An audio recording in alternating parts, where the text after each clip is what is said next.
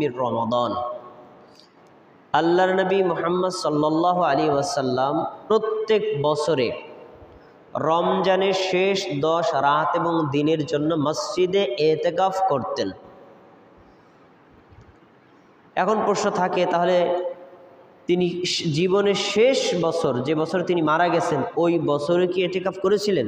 এইটাও তিনি ভেঙে বলেছেন যে হাত্তা তাওয়াফাহুল্লাহ, আল্লাহর রাসূল যেই বছরে মারা গেছেন, মৃত্যুর আগে যেই রমজান মাস গেছে, ওই রমজান মাসেও তিনি শেষ দশকে ইতিকাফ করেছেন। আমরা এখান থেকে দুইটা কথা পাই। এক নম্বর, ইতিকাফ করা আল্লাহর রাসূলের চিরাচরিত নিয়মিত পালনীয় সুন্নাত। দুই নম্বর, রাসূল সাল্লাল্লাহু আলাইহি ওয়াসাল্লামের এই ইতিকাফ করাটা আজীবন পালনীয় সুন্নাত। মৃত্যুর আগের বছরও তিনি এটাকে মিস করেন নাই। তাহলে বোঝা যাচ্ছে ইতিকাফ করা সুন্নাত হলেও এটা খুব গুরুত্বপূর্ণ সুন্নাত। এরপরে শব্দটা শোনেন, সুম্মা আতাকাফা আজওয়াজুহু মিন বাদিহি। নবী সাল্লাল্লাহু আলাইহি ওয়াসাল্লাম মৃত্যুবরণ করার পর তার যে স্ত্রীরা ছিলেন, তারাও তার মৃত্যুর পরে ইতিকাফ করতেন। তাহলে ইতিকাফের বিধান শুধু পুরুষের জন্য না নারীদের জন্য? নারীদের জন্য। আচ্ছা, আমরা এই হাদিস থেকে পেলাম আল্লাহ রাসূল সাল্লাল্লাহু আলাইহি ওয়াসাল্লাম প্রতি বছরে ইতিকাফ করেছেন। মৃত্যুর আগের বছরে তিনি রমজান মাসের শেষ দশকে ইতিকাফ করেছেন। নবীর মৃত্যুর পরে তার স্ত্রীগণ ইতিকাফ করেছেন। এখন প্রশ্ন, ইতিকাফ করাটা কি? ফরজ, ওয়াজিব, সুন্নাত নাকি মুস্তাহাব? আমাদের সমাজে হুজুররা বলে থাকেন ইতিকাফ করা হলো সুন্নাতে মুআক্কাদায়ে কিফায়া। সুন্নাত মানে সুন্নাত, মুআক্কাদা মানে গুরুত্বপূর্ণ, কিফায়া মানে সবার পক্ষ থেকে একজন করলে সবারটা হয়ে যাবে, কেউ না করলে সবাই গুনাহগার হবে। এই যে কথাটা বলা হলো, এর ভিতরে তৃতীয়টা ভুল, প্রথম দুইটা সঠিক। ইতিকাফ করা সুন্নাতে মুআক্কাদা, এটা সঠিক, কিন্তু কিফায়া এটা সঠিক না। এই কিফায়া শব্দটা যুক্ত করার কারণে কি হয়েছে, এখন আমাদের সমাজে দেখবেন মসজিদের শেষ জুমার আগের জুমায় বা মধ্যবর্তী জুমায় ইমাম সাহেব বয়ান করার পরে নামাজের শেষে মুসল্লি, ভাই আপনারা সবাই বসেন, ইতিকাফ করবেন কি? কেউ রাজি না। কেউ যে হতে রাজি না, সেলিম ভাই আপনার ইফতার দিব, সাহারি দিব, আপনার ঈদের পোশাক দিব, তারপরেও ভাই আপনি বসেন, নাহলে আমাদের সবার গুনাহ হবে, গুনাহ থেকে আমাদেরকে বাঁচান। তো এইভাবে আমরা পরে লোক ভাড়া করে তারপরে বসাই, এইটা হলো বিদআত। জেনে রাখুন, ইতিকাফ একটি ব্যক্তিগত সুন্নাত মুআক্কাদা আমল। যিনি ইতিকাফ করবেন তিনি কেবল নেকি পাবেন, যিনি ইতিকাফ করবেন না তার গুনাহ হবে না, কিন্তু তিনি নেকি পাবেন না। কিন্তু একজনের পরিবর্তে আরেকজন রাখলে, ভাড়া করে রাখালে কোনো ধরনের ফায়দা হবে না। এজন্য আপনার ইতিকাফ আপনারই করতে হবে, আমার ইতিকাফ আমাকেই করতে হবে। কাউকে দিয়ে ভাড়া করে করালে কোনো ফায়দা হবে না, লাভ নাই। আচ্ছা, এবার প্রশ্ন হলো ইতিকাফ করলে উপকারিতা কি? শুনুন, ইসলাম বৈরাগ্যবাদের ধর্ম না। বিয়ে শাদী, সন্তান সন্ততি, বাজারঘাট সব কিছু বন্ধ করে দিয়ে জঙ্গলে যেয়ে আল্লাহর ইবাদত করবেন, এই কথা ইসলাম বলে না। দুনিয়াতে থাকবেন, পরিবার জীবনযাপন করবেন, স্ত্রী সন্তানদের প্রতিপালন করবেন, দেখাশোনা করবেন, বাজার সদাই করবেন, ব্যবসা বাণিজ্য করবেন, এইটাও ইবাদত। কিন্তু একটা বছরের মধ্যে আল্লাহ রাব্বুল আলামিন মুমিন নারী আর পুরুষদের জন্য 10টা রাত আর 10টা দিন বৈরাগ্যবাদের মতো রেখেছেন। পুরা বৈরাগ্যবাদ না, মতো। মানে এই 10টা রাত এবং দিন বান্দা দুনিয়াবি কাজ থেকে ফারেগ হয়ে এক আল্লাহর দিকে মনোযোগী হয়ে ইবাদত করবে। কেন এই 10টা রাত রাখলেন? এর মূল কারণ লাইলাতুল কদরের নেকি লাভ করা, এটা হলো আসল উদ্দেশ্য। এখন এই কথাটা আমরা বলতে গেলে আমাদের দেশের লোকজন বলবে, লাইলাতুল কদর তালাশ করতে কি 10টার 10 দিন ইবাদত করা লাগে নাকি? 27 রাতে ইবাদত করবো, তাই তো কদর হয়ে গেছে। আমাদের দেশের মানুষ মনে করে কি 27 রাতেই হলো কদর। এইটা হলো একটা ভুল ধারণা। 27 রাতে কদর হতে পারে, নিশ্চয়তা দেওয়ার অধিকার পৃথিবীর কোনো হুজুরের নাই। হাদিস নেন, কদর সম্পর্কিত যতগুলো হাদিস বর্ণিত আছে প্রত্যেকটা হাদিসে এই কথাটা উল্লেখ করা, ইলতামিসুহা, তোমরা কদর তালাশ করো, তাহাররাও, তোমরা অনুসন্ধান করো। ভাই কোনো জিনিস যদি ফিক্সড থাকে তাহলে তালাশ করা লাগে? অনিশ্চিত হলে তালাশ করা লাগে। অনিশ্চিতটা কি? রমজানের 21তম রাত থেকে শুরু করে 30তম রাত, এর যে কোনো একটা রাতে হতে পারে। কোন রাতে আমরা বলতে পারি না, অনিশ্চিত। তাহলে কি হবে? একজন বান্দা আর বান্দির কাজ হবে 10টা রাত আর 10টা দিনেই ইবাদত করা। এখন 10টা রাতে এবং দিনে আমাদের অনেক সময় বিভিন্ন কাজকর্ম থাকে, দুনিয়াবি কাজের সাথে আমরা জড়িয়ে পড়ি। ধরেন যেই রাতে কদর, ওই রাতে আপনার ভাই অসুস্থ হয়ে গেছে, আপনি তারা নিয়ে ব্যস্ত আছেন, ইবাদত করতে পারলেন না, এমনটা হতে পারে না? এই জন্য কদর তালাশ করার জন্য একজন বান্দা বান্দি এতেকাফে বসবে। একটু কথা বলে নেই, তো এতেকাফ আমাদের দেশের পুরুষরা কম বেশি করে, নারীরাও করে, কিন্তু নারীরা করে কোথায় জানেন? ঘরের এক কোণে। এইটাও কিন্তু সুন্নাত বিরোধী আমল। এতেকাফের শর্ত হলো মিন মসজিদিন জামিঈ, জামে মসজিদ হতে হবে। যদি নারীও বসে তাহলে মসজিদের মধ্যে, আর পুরুষও বসে তাহলে মসজিদের মধ্যে। এবার তো আপনি আমার দিকে বড় চোখে তাকাইছেন, নারীরা মসজিদের মধ্যে কে দেখবো, কি বলবেন? আরে ভাই এই সেন্সটা আসছে কেন জানেন? আমাদের মসজিদগুলোতে নারীদের জন্য কোনো ব্যবস্থা রাখা হয়নি, এই জন্য এই কথাটা আসছে। নারীদের জন্য যদি পর্দার সাথে মসজিদের একটা জায়গা আলাদা করে রাখা হয়, ওইখানে শুধু নারীরাই ঢুকবে, নারীরাই বের হবে, নারীদের জন্য অজুখানা, নারীদের জন্য পেশাবখানা, নারীদের জন্য যাবতীয় আলাদা সেপারেট, ওইখানে কোনো পুরুষ প্রবেশ করবে না, তাহলে একজন মা আর বোন যদি এতেকাফ করতে চায় ওই জায়গাতেই করবে। যদি পর্দার পরিবেশ না থাকে করবে না, এটা তো ফরজ কিছু না। কিন্তু ঘরের কোণে যদি কোনো মা বোন এতেকাফ করে, এতেকাফের নেকি পাওয়া যাবে না। আচ্ছা, এখন তো যেহেতু কদর তালাশ করতে বলা হয়েছে, দেখেন হাদিস, উবাদা ইবনে সামিত রাদিয়াল্লাহু আনহু বলেন, খরাজান নবী সাল্লাল্লাহু আলাইহি ওয়াসাল্লাম ইউখবিরানা বিলাইলাতিল কদর। রাসূল সাল্লাল্লাহু আলাইহি ওয়াসাল্লাম একদিন আমাদের কাছে বের হয়ে আসতেন, মানে তার কক্ষ থেকে মসজিদের মধ্যে আসতেন। আসার পরে তিনি আসছেন কেন? উপস্থিত মুসল্লি যারা আছে তাদেরকে জানাবেন কদর কবে, এই কদরের সংবাদ দেওয়ার জন্য। ফাতালাহা রাজুলানি মিনাল মুসলিমিন, মসজিদের মধ্যে দুই মুসল্লি ঝগড়া লাগাই দিয়েছে। সাহাবীদের মধ্যে আসে না, কথা বিতর্ক, একটু রাগারাগি হইতে পারে না, এমনটা হয়ে গেছে। এখন আল্লাহ নবী সাল্লাল্লাহু আলাইহি ওয়াসাল্লাম আগে কি কদরের সংবাদ দিবেন না তাদের ঝগড়া থামাবেন? আগে তো ঝগড়া থামাবেন, তার বলো কথা। কারণ ঝগড়া থামাতে গেলে সান্ত্বনামূলক দুইজনে দুই চারটে কথা তো বলা লাগে। ওই কথাগুলো বলতে গিয়ে রাসূল সাল্লাল্লাহু আলাইহি ওয়াসাল্লাম কদরের যে ফিক্সড তারিখ আল্লাহ জানাইছেন ভুলে গেছেন। ভুলে যাওয়ার পরে তিনি তাদেরকে বলছেন, শোনো, খরাজাতু লিউখবিরুকুম বিলাইলাতিল কদর, আমি তো আমার কক্ষ থেকে তোমাদের কাছে বেরিয়ে আসছিলাম এই জন্য কদর কবে সেটা জানানোর জন্য, ওই রাতে তোমরা ইবাদত করবা। কিন্তু ওই দুইজন পরস্পর ঝগড়া করছে, ওদেরকে থামাই থেকে আমি ভুলে গেছি। আল্লাহ আমার অন্তর থেকে উঠে এনেছেন, আমি ভুলে গেছি। এরপরে তিনি বলছেন, শোনো, ওয়া আসা আইয়াকুনা খাইরাল লাকুম, আল্লাহ যে আমাকে জানায়া দিলেন আবার ভুলাইয়া দিলেন, হয়তো এটার মধ্যে তোমাদের কোনো কল্যাণ আছে। কল্যাণ আছে কিনা? আছে। কিভাবে আছে? যদি আল্লাহ রাসূল সেদিন বলে দিতেন 27 রাত লাইলাতুল কদর, তাহলে সবাই শুধু 27 রাতে ইবাদত করতো, অন্য কোনো রাতে করতো না।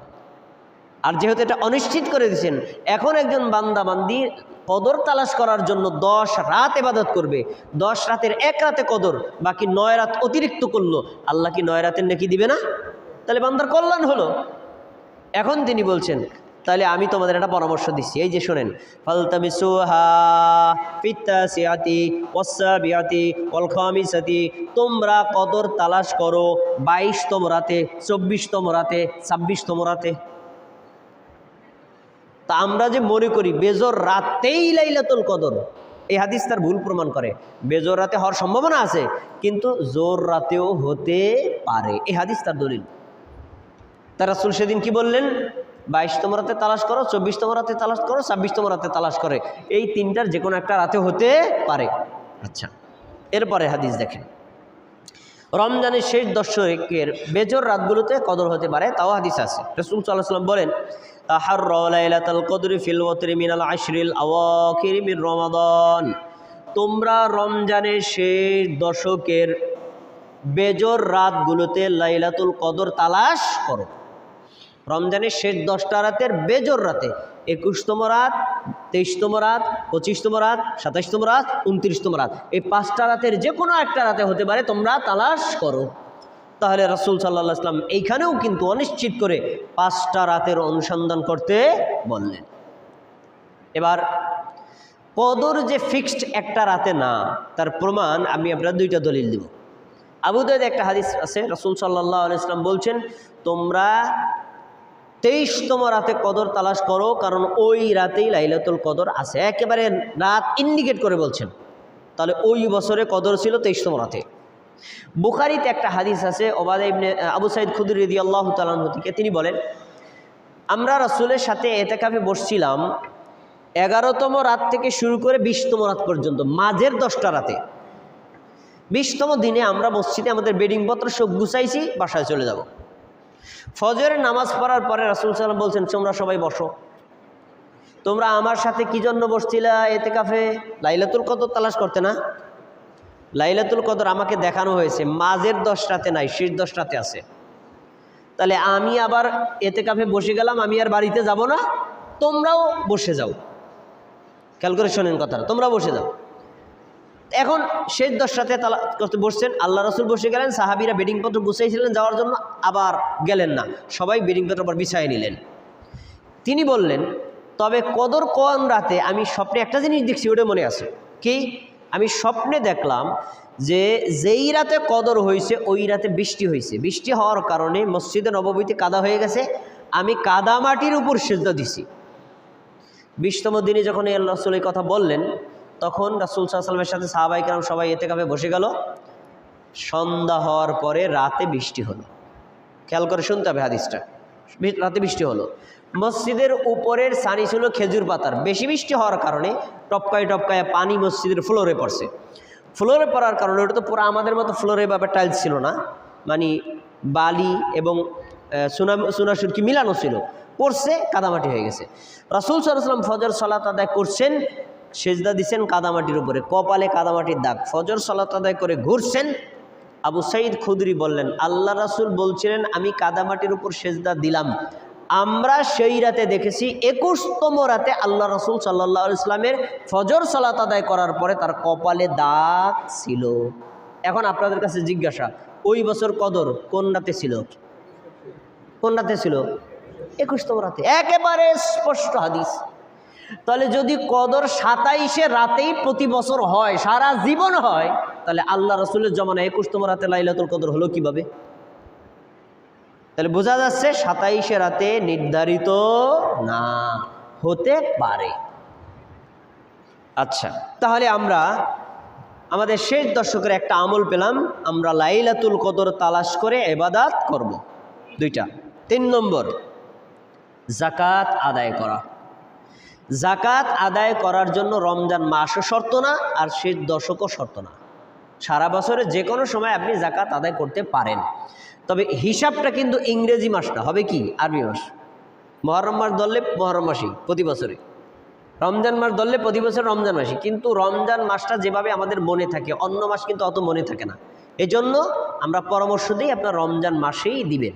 1। 2 নম্বর হলো, রমজান মাসে যেহেতু আমলগুলো করলে নেকির পরিমাণ বেশি, যাকাত একটা ফরজ আমল, রমজান মাসে আপনি যদি করতে পারেন তাহলে নেকিটা আপনার বেড়ে যাবে। এজন্য যাদের উপর যাকাত ফরজ হয়েছে তারা আপনারা এই রমজান মাসের মধ্যে অথবা রমজান মাসের শেষ দশকে যাকাতটা আদায় করে দিবেন। আল্লাহ রাব্বুল আলামিন কি বলছেন? ওয়ালা ইয়াহসাবান্নাল্লাযীনা ইয়াবখুলুনা বিমা আতাহুমুল্লাহু মিন ফাদলি হুয়া খায়রুল লাহুম বাল হুয়া শাররুল লাহুম। যাদেরকে আল্লাহ সম্পদ দিয়েছেন, এই সম্পদটা নিসাব পরিমাণ হয়েছে, এই সম্পদ থেকে যদি তারা যাকাত না আদায় করে, সম্পদটাকে আটকিয়ে রাখে, তারা যেন মনে না করে এটা তাদের জন্য কল্যাণকর, বাল বরং এটা তাদের জন্য একটা অকল্যাণকর, ক্ষতিকর। কি ক্ষতি এটা তিনি বলছেন? সাইয়ুতাওয়াক্কাউনা মা বাখিলু বিহি ইয়াওমাল কিয়ামাহ। যাদের সম্পদে যাকাত হয়েছে, যাকাত যদি আদায় না করে কিয়ামতের দিন, এই অনাদায়ী সম্পদ তার গলায় পরিয়ে দেওয়া হবে কিয়ামতের দিন। কোরআনে কিভাবে পরিয়ে দেওয়া হবে তার বর্ণনা নাই, হাদিস আসছে কি? সহিহ বুখারী হাদিস নম্বর 1402। রাসূল সাল্লাল্লাহু আলাইহি সাল্লাম বলেন, যাদের উটে, গরু, ছাগলে, ভেড়ায়, দুম্বায় জাকাত হয়েছে কিন্তু জাকাত আদায় না করে, এই উট, গরু, ছাগল, ভেড়া, দুম্বা আরও শক্তিশালী হয়ে কিয়ামতের দিন তার কাছে আসবে। এসে তার শিং দিয়ে তাকে গুতা মারতে থাকবে আর তার খুর দিয়ে তাকে পাড়াতে থাকবে। এই জাকাত আদায়ের শাস্তি যতক্ষণ চলতে থাকবে ততদিন তারা এভাবেই চলবেই। অনুরূপভাবে যারা সম্পদের জাকাত আদায় করেন, এই মানে কি? ধরেন সোনা, রূপা, এই জাতীয় জিনিসের, তাহলে এটা জাহান্নামের আগুনে আরো কঠিন আকারে পুড়িয়ে তাকে সেক দেওয়া হবে। আর অন্যান্য সম্পদের ব্যাপারে আসছে, এই সম্পদ তাকে একটা বিষধর সাপে রূপান্তরিত করে, এই সাপটার মাথায় থাকবে টাক, মানে এটার বেশি তেজওয়ালা, বেশি তীব্র বিষওয়ালা, এটা তার গলায় পরিয়ে দেওয়া হবে।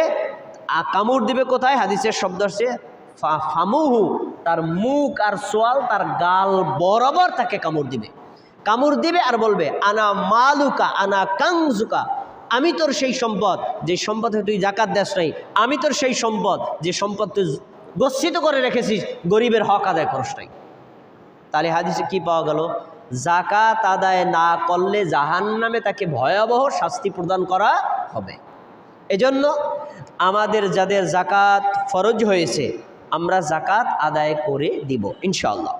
আচ্ছা, জাকাত আদায় করার 4টি পদ্ধতি আছে।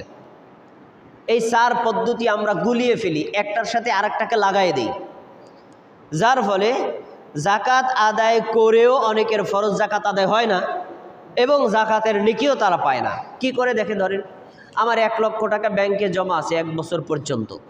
গত রমজানে রাখছিলাম, এই রমজানে 1 বছর পূর্তি হয়েছে, বোঝানোর জন্য বলছি। এখন এই 1 লক্ষ টাকায় আমার 2500 টাকা জাকাত আসলো। তো আমি কি করছি? 2500 টাকা গরিবকে না দিয়া 2500 টাকা দিয়া 5 খান শাড়ি কিনছি। শাড়ি নি, তাও পাতলা মশারি। এরপর গরিবদেরকে বাড়িতে খবর দিয়া তারপর সিরিয়াল আকারে দিয়ে দিচ্ছি।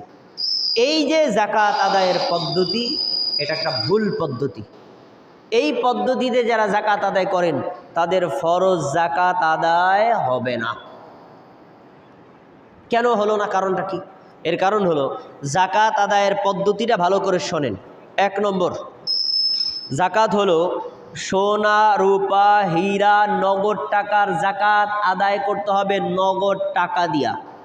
কথাটা আবারও বলছি, সোনার জাকাত, রূপার জাকাত, নগদ টাকার জাকাত, হীরার জাকাত, এই 4টা জিনিসের জাকাত দিতে হবে নগদ টাকা দিয়া। আপনি টাকার পরিবর্তে যদি কাপড় দেন, জাকাত আদায় হবে না। 2 নম্বর, শোনা যায় তো? ঠাকুরে দেওয়া লাগবে না, শোনা যায় তো? ও আচ্ছা আচ্ছা। 2 নম্বর, উট, গরু, ছাগল, ভেড়া, এই 4 প্রকার প্রাণী। এই প্রাণীর জাকাত দিতে হবে ওই প্রাণী দিয়েই, ওইটাকে টাকা দিয়ে দেওয়া যাবে না। কারো যদি 200 গরু থাকে, একটা গরু দেওয়া লাগবে। এখন সে যদি মনে করে আমি গরুটা না দিয়া গরুর দামটা দিয়ে দিলাম, হবে না, গরুই দিতে হবে। আচ্ছা, এবার 3 নম্বর হলো ওশরের জাকাত।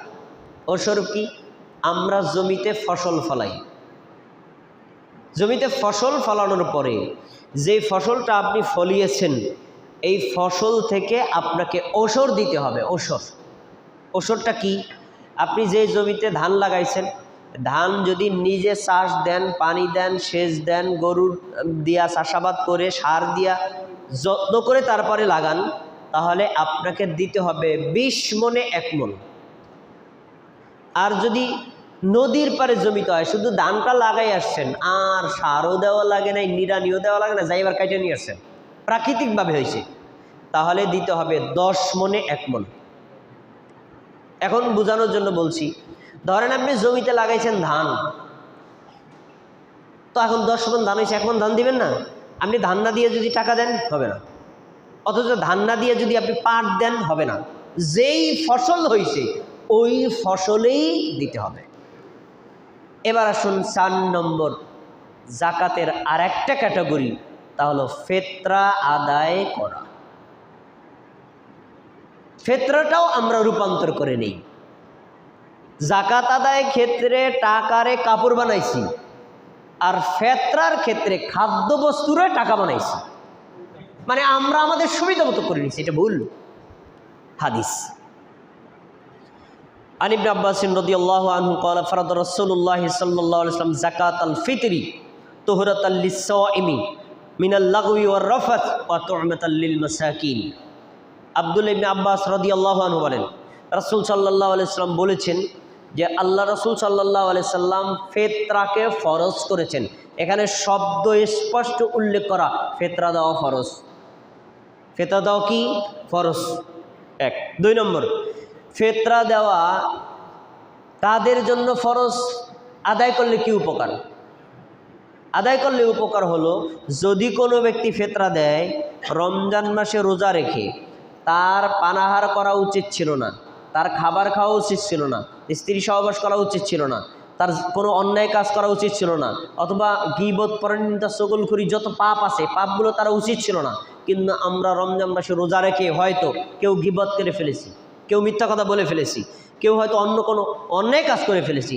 আল্লাহ রাসূল বলছেন, তোমরা যদি ফিতরা দাও, এই ফিতরার কারণে রোজার যে ঘাটতি হয়েছিল, গুনাহ হয়েছিল, আল্লাহ এটা ক্ষমা করে দিবেন। সুবহানাল্লাহ। তাহলে ফিতরা দিলে উপকারিতা কি? রোজার ঘাটতি পূরণ হয়ে যায়। আচ্ছা, এরপরে ওয়াতু'মাতাল লিল মাসাকিন, ফিতরা দিলে মিসকিনদের খাদ্যের ব্যবস্থা হয়। এ কথা বলা হয় নাই ফিতরা দিলে মিসকিনদের স্বাবলম্বী হয়, এটা নাই। মিসকিনদের কাপড়ের ব্যবস্থা হয়, এটা নাই। কি বলছে? মিসকিনদের খাদ্যের ব্যবস্থা হয়। তাহলে ফিতরা দিবে কি দিয়া? খাদ্য দিয়া। কাপড় তো খাবারের জিনিস না, এজন্য ফিতরা দিতে হবে খাদ্যবস্তু দিয়া। আবার আরেকটা হাদিস দেখেন, আবু সাঈদ খুদরি রাদিয়াল্লাহু আনহু বলেন, আল্লাহ রাসূল সাল্লাল্লাহু আলাইহি ওয়াসাল্লামের জামানায় আমরা 4 প্রকার খাদ্যবস্তু দিয়া ফিতরা দিতাম। কি কি? খেজুর, পনির, জব, কিসমিস। কয় প্রকার খাদ্য হইল? 4 প্রকার। আর এই 4 প্রকারই ছিল তৎকালীন সময়ে সৌদি আরবের প্রধান খাবার। অন্যান্য খাবার তারা খাইতো না, পানি পান করতো না, পানি দিয়ে তো ফিতরা দিত না, কারণ পানি প্রধান খাবার না। এই 4টা হলো প্রধান খাবার। তো তারা তিনি কি বলছেন? রাসূলের জামানায় আমরা এই 4 প্রকার প্রধান খাদ্যবস্তু দিয়ে দিতাম। আবু বকরের জামানায় 4 প্রকার খাবার, ওমরের জামানায় 4 প্রকার খাবার, ওসমানের জামানায় 4 প্রকার খাবার, এরপরে আলীর জামানায় 4 প্রকার খাবার, হাসানের জামানায় 4 প্রকার খাবার। যখন ষষ্ঠ খলিফা মুয়াবিয়া রাদিয়াল্লাহু আনহু হলেন, মুয়াবিয়া রাদিয়াল্লাহু তাআলা আনহুর রাজধানী ছিল সিরিয়ায়, দামেস্কে।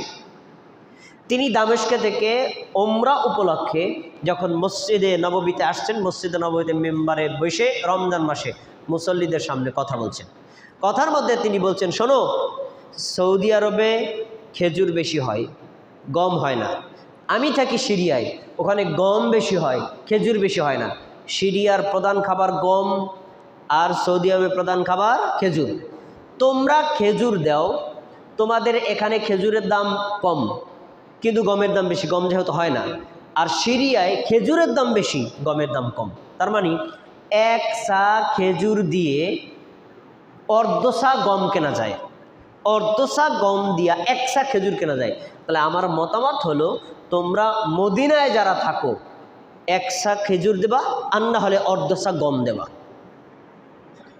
আর সিরিয়ায় তোমরা 1 সা খেজুর দেবা আর অর্ধসা গম দেবা।